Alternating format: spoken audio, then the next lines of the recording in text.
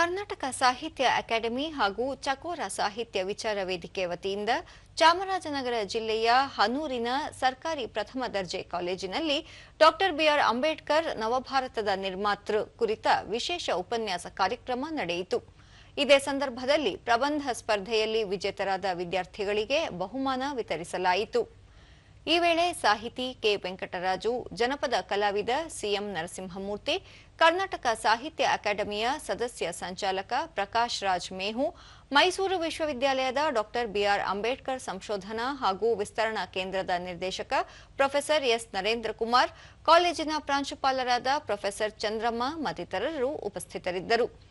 ಬಳಿಕ professor S Narendra Kumar doctor B R Ambedkar ಅವರ ಜನ್ಮದಿನವನ್ನು ವಿಶ್ವ ಜ್ಞಾನ ದಿನವನ್ನಾಗಿ ಜಗತ್ತಿನಾದ್ಯಂತ ಆಚರಿಸಲಾಗುತ್ತಿದೆ ಎಂದು ಹೇಳಿದರು. ಈ ಸಮಾಜದಲ್ಲಿ ನಡೀತಾ ಇರುವಂತಹ ಅನ್ಯಾಯ, ದೌರ್ಜನ್ಯ ಇವುಗಳನ್ನ ತಿಳ್ಕೊಳ್ಬೇಕು ಮತ್ತು ಅವುಗಳನ್ನ ಹೋಗಲಾಡಿಸುವ ಪ್ರಯತ್ನವನ್ನ ಮಾಡಬೇಕು. ಪ್ರಕಾಶ್ ರಾಜ್ ಮೇಹು, ಡಾಕ್ಟರ್ ಬಿಆರ್ ಅಂಬೇಡ್ಕರ್ ಅವರು ರಚಿಸಿಕೊಟ್ಟ ಸಂವಿಧಾನ ಇಂದು ಪ್ರತಿಯೊಬ್ಬರಿಗೂ ಅವರ ಹಕ್ಕುಗಳನ್ನು ಪಡೆಯುವಲ್ಲಿ ಸಹಕಾರಿಯಾಗಿದೆ ಎಂದರು. ಒಳಗಾಗಿದ್ದಂತಹ ಒಂದು ಜನಸಮೂಹ ಏನಿದೆ ಇತ್ತು, ಅದು ಇವತ್ತು ಮುಂದೆ ಬಂದಿರೋದಕ್ಕೆ ಕಾರಣ ಅಂಬೇಡ್ಕರ್ ಅವರು ಕೊಟ್ಟ ಸಂವಿಧಾನ. ಇದು ಸಂತೋಷ ಪಡುವ ವಿಷಯ.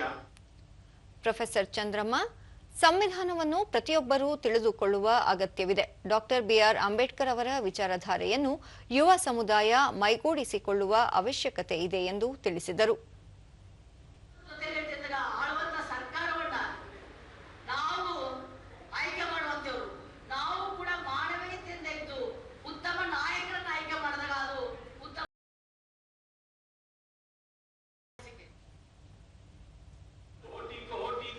ಇದೇ ಸಂದರ್ಭದಲ್ಲಿ ಡಾಕ್ಟರ್ ಬಿಆರ್ ಅಂಬೇಡ್ಕರ್ ಕುರಿತಾದ ಗೀತ ಗಾಯನ ನಡೆಯಿತು.